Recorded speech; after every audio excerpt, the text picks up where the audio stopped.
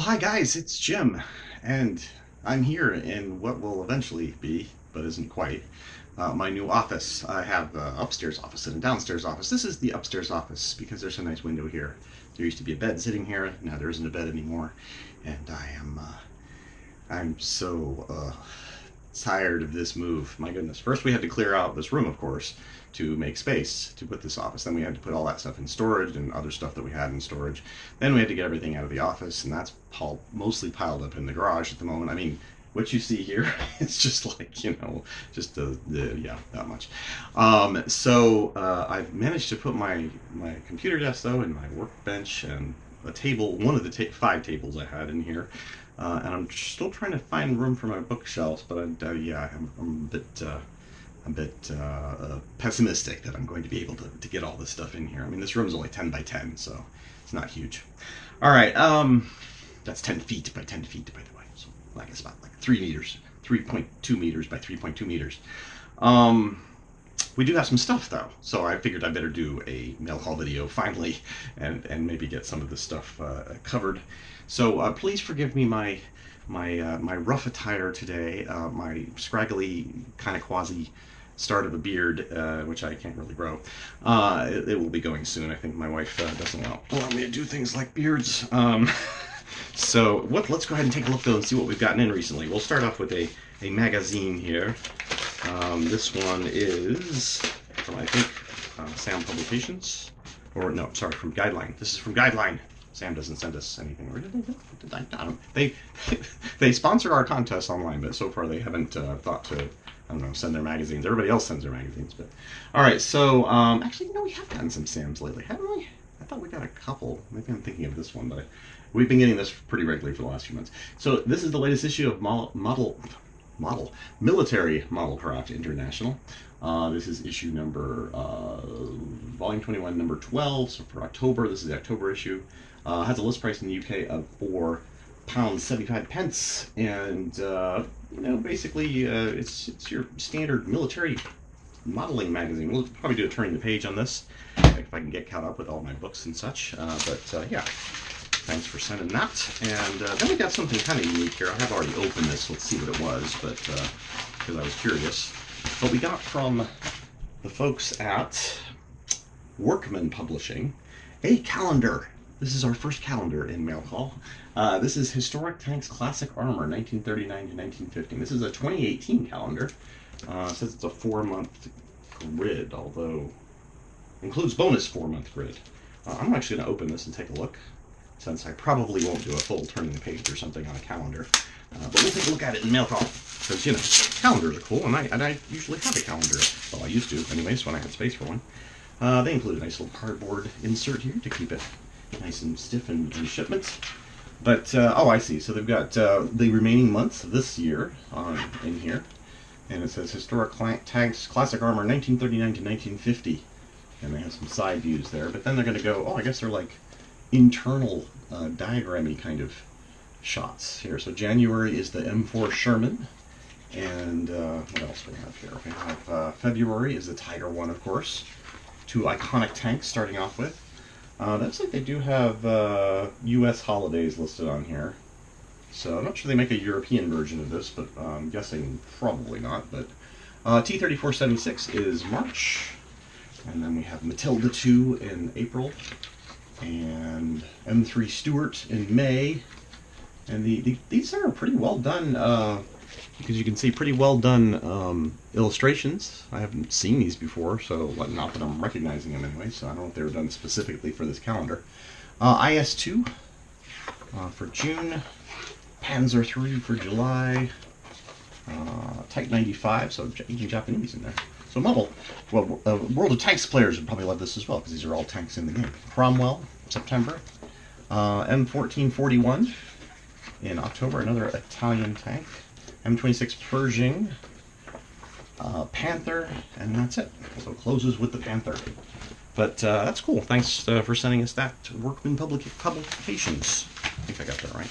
I stumbled across a couple things while I was packing stuff up and moving.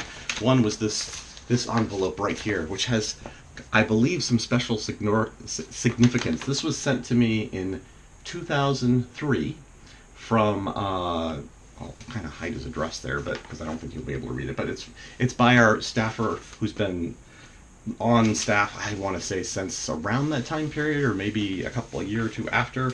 But Engin, and I'm hopefully not pronouncing your name wrong, but Kairal. He's in Turkey, and this was actually one of the first overseas things I ever got. I think I might have gotten, like, somebody sent me domestically something, like a CD of images or something. But this is, I believe, the first thing, especially from that far away, like Turkey. It had the cool stamps on it and stuff. So, Engin, I kept this from 2003. The other thing I stumbled across were these, which was something I used at shows, I believe, or at least one show I went to, probably a scam show. Kitmaker Network needs you.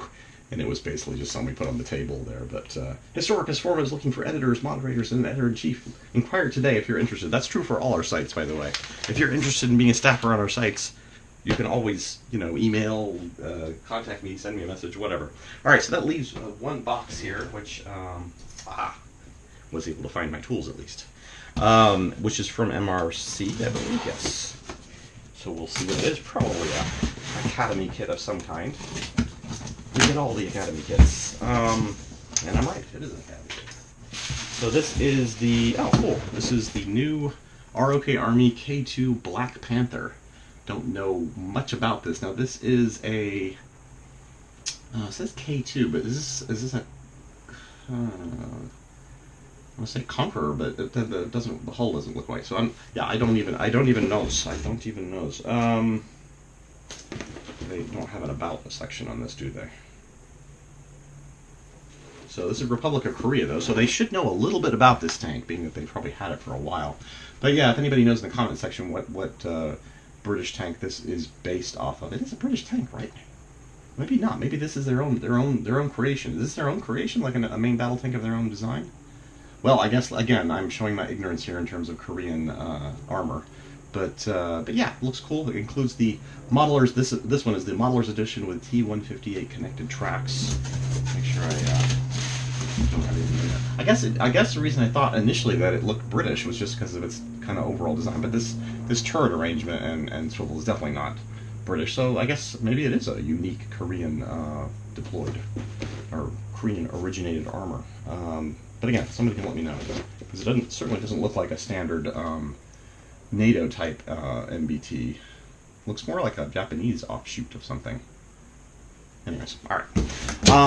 If the Japanese contractors work with the South Koreans, or I mean, if there must be some, I would imagine some cooperation there. They're in some kind of alliance, aren't they? Besides, they're not in NATO, but they must be in like a pan-Asian kind of alliance-y thing, I would assume.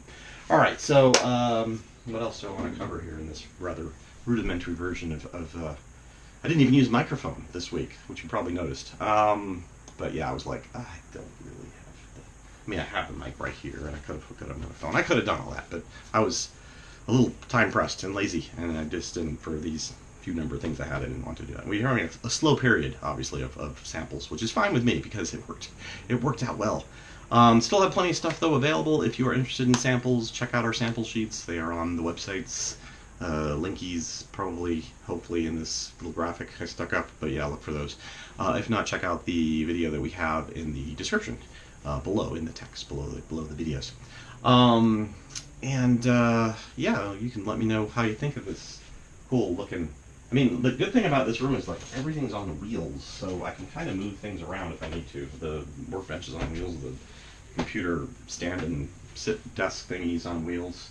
This is my computer, by the way, the one you haven't been able to see because it was behind this thing all the time. But yeah, that's the PC and desk I was using at the office. Of course, I got one downstairs too with my gaming PC desktop setup. But we're going to use downstairs for like shipping things and storage of some of the kits that are kind of waiting to find homes and stuff like that. So yeah, and this rack will probably be mostly stuff I've either decided to keep or things that are just, decent models I want to kind of hold on to for some kind of long-term potential projects that come forward. Like we did have a few just recently that got popped up. So, but yeah.